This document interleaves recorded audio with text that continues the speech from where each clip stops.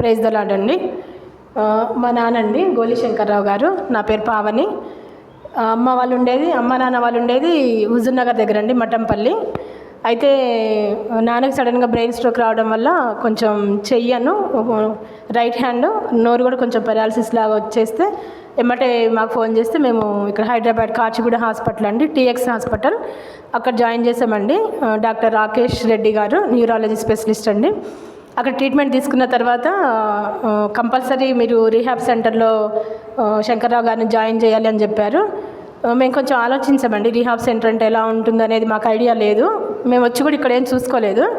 అయితే సార్ మాత్రం, రాకేష్ రెడ్డి సార్ మాత్రం కంపల్సరీ మీరు రీహాబ్లో ఉంచాలి, ఎందుకంటే బ్రెయిన్కి సంబంధించింది కాబట్టి కంపల్సరీ ఇంజెక్షన్స్ అయితే రెగ్యులర్గా ఉండాలి అని చెప్పేసి అన్నారు. సరే, ఇంకా మేము ఇక్కడ చూడకుండానే మా సార్ కూడా సరే కంపల్సరీ ఉంచాలి అని అన్నారు కాబట్టి సారు వెంటనే సార్ కూడా అన్నారు, ఎల్బీ నగర్ అయితే బాగుంటుంది, మీకు దగ్గరలో ఉంటుందని చెప్పేసి హితా రీహాబ్ సెంటర్కి ఇక్కడికి మమ్మల్ని పంపించారండి. అంటే మాకు ఇక్కడ ఎలా ఉంటుందో కూడా మాకు తెలియకపోయినా మేము ఇక్కడ వచ్చేసాం, దేవుని మీద భారం వేసుకొని ఏదైనా కానివ్వండి అని చెప్పేసి మేము ఇక్కడికి వచ్చామండి. వచ్చిన తర్వాత మాకు ఇక్కడికి రాగానే అసలు మేము రూమ్లోకి ఎంటర్ అవ్వగానే మాకు చాలా హ్యాపీ అనిపించిందండి. అందరూ కూడా చాలా కేర్ తీసుకున్నారు, వార్డ్ బాయ్స్ కానివ్వండి, డాక్టర్స్ కానివ్వండి, అందరూ కూడా రూమ్ దగ్గరలో ఉన్న వాళ్ళందరూ కూడా మాకు చాలా సపోర్ట్గా ఉన్నారు.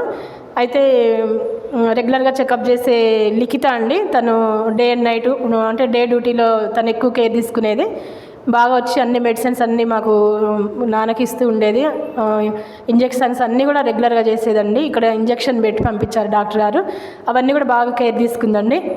తర్వాత ఫిజియోథెరపీ అండి, మెయిన్ ఫిజియోథెరపీ అండి. ఫిజియోథెరపీ కంపల్సరీ ఇక్కడికి పంపించారు.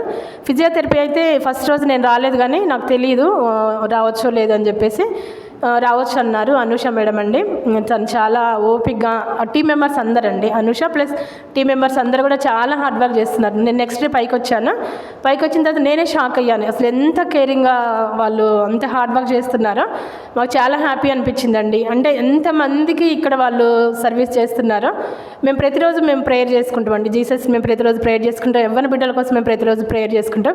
ఇక్కడ చూసిన తర్వాత నాకు కళ్ళమ్మ నీళ్ళు వచ్చినాయి, వాళ్ళు చేసేటటువంటి సర్వీస్ కానివ్వండి, ఇక్కడ ఉన్నటువంటి పేషెంట్స్కి వాళ్ళు ఎంత సర్వీస్ చేస్తున్నారు అనేది మాకు చాలా హ్యాపీ అనిపించింది. ఇంకా మేము ప్రేయర్లో వీళ్ళందరి కోసం ఇంకా ప్రేయర్లో ఎక్కువగా వీళ్ళ కోసం మేము ప్రేయర్ చేయాలి అనేది నాకు వచ్చినటువంటి ఆలోచన అండి. నిజంగా మా నాన్న ఇక్కడికి వచ్చినప్పుడు చాలా మాకు బాధ అనిపించింది. నడవలేని స్థితిలో వచ్చిండు, చేయి కూడా అసలు సపోర్ట్ లేదు. ఫిజియోథెరపీ అయితే బాగా చేయించారండి, చాలా హ్యాపీ అనిపించింది. ఇంకో డాక్టర్స్ కూడా అండి కింద రెగ్యులర్గా రూమ్కు రావడము, హెల్త్ ఎలా ఉందని చెప్పడము, డైటీషియన్ కానివ్వండి, వార్డ్ బాయ్స్ కానివ్వండి, ఇంకా వేరే వాళ్ళు కానీ వార్డ్ మెంబర్స్లో ఉన్నటువంటి వాళ్ళందరూ కూడా చాలా సర్వీస్ చేశారండి. ఇంకా ఎవరైతే మెయిన్ హెడ్ ఉన్నారో వాళ్ళకి మేము చాలా థ్యాంక్స్ చెప్పుకుంటున్నామండి. ఈ రీహాబ్ సెంటర్ మొత్తానికండి, హితా రీహాబ్ సెంటర్ మొత్తానికి కూడా మేము చాలా థ్యాంక్స్ చెప్పుకుంటున్నామండి. థ్యాంక్ యూ వెరీ మచ్ అండి.